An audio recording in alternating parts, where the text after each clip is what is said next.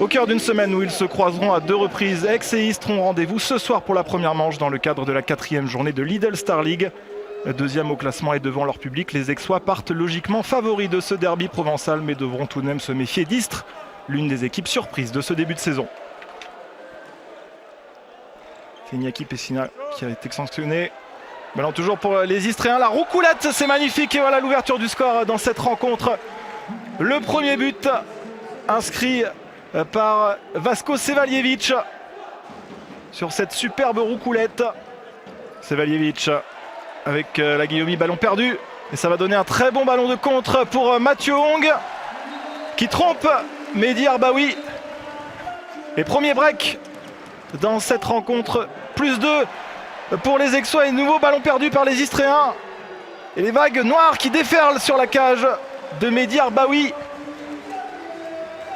Et cette fois-ci, c'est Gabriel Loche qui ouvre son compteur ce soir. Ne laisse aucune chance au portier istréen.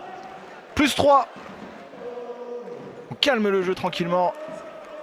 Côté Aixois, sans doute satisfait de cette très bonne entame de match. +4. Alors qu'on approche des 10 minutes de jeu. Et le superbe tir là. Le shoot éclair. Signé Martin Larsen. Une nouvelle perte de balle là pour les Istréens. Et c'est un ballon de contre. C'est du pain béni là pour les Aixois qui se régalent en contre-attaque. La relance rapide de Wesley Pardin. Et une nouvelle fois, Gabriel Loche qui ne laisse aucune chance à Mehdi Arbaoui. Parizzini, Daoud, Crépin, Boski. Et nouvelle perte de balle de Nicolas Boski. Et le but vide derrière. Parfaitement exploité par les Aixois. Bien évidemment, là, c'est Baptiste Bonnefond qui convertit ce tir dans le but vide pour donner 8 buts d'avance désormais à son équipe. Goni, le capitaine. Et c'est bien décalé derrière. Superbement bien fait là pour les Aixois avec Mathieu Hong. La Guillaumy. Et nouvelle perte de balle, une nouvelle fois pour les Istréens. Ça va profiter à Noah Godin. Parfait dans la finition. Le jeune demi-centre français de 20 ans qui donne 11 buts d'avance à son équipe. Daoud qui tente d'écarter vers Boski. On trouve Andrea Parizzini, voilà, c'est bien fait. On revient aux fondamentaux là côté Istréen et ça passe. Parizzini qui trompe Wesley Pardin.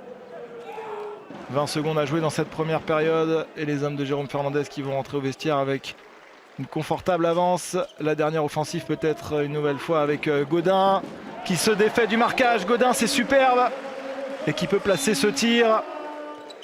Ballon toujours pour les Aixois avec Godin. La passe dans le dos, c'est superbe. Et derrière, le parfait décalage. Et le but pour les Aixois. On revoit cette magnifique passe dans le dos de Goni pour Darko Singuessar. Et derrière, la réponse de Nicolas Boski. Mais une nouvelle fois, le capitaine istréen trouve sur sa route un certain Wesley Pardin. Ballon rendu aux Aixois avec Martin Larsen. Godin, omniprésent lui aussi ce soir, Godin, et qui trompe une nouvelle fois Mehdi Arbaoui. On est dans les 5 dernières minutes de cette rencontre. 10 buts d'avance pour les Aixois. Martin Larsen qui trompe une nouvelle fois Mehdi Arbaoui avec ce rebond. Et derrière, la réponse éclair là. Et attention là, José Baznik qui s'est peut-être fait mal. Il avait déserté son but. Le gardien slovène. On va voir tout ça au ralenti. Et oui, avec l'élan. Il vient buter sur son poteau José Baznik. L'arbitre, Monsieur Pichon, qui renvoie les deux équipes au vestiaire sur ce net succès. 31-23 des Aixois qui n'auront jamais tremblé dans cette rencontre. Coup d'arrêt pour les hommes de Gilles Dereau. qui s'incline donc logiquement ce soir face à Aix. Le match, dans les 15 premières minutes, était déjà perdu. Voilà, on leur donne les ballons pour ça. Pourtant, on s'était préparé à bien entamer ce match. On avait bien travaillé. Et ça nous pendait un petit peu au nez. Hein. Ça fait déjà 2 matchs où, dans les 15 premières minutes, on n'est pas très bon.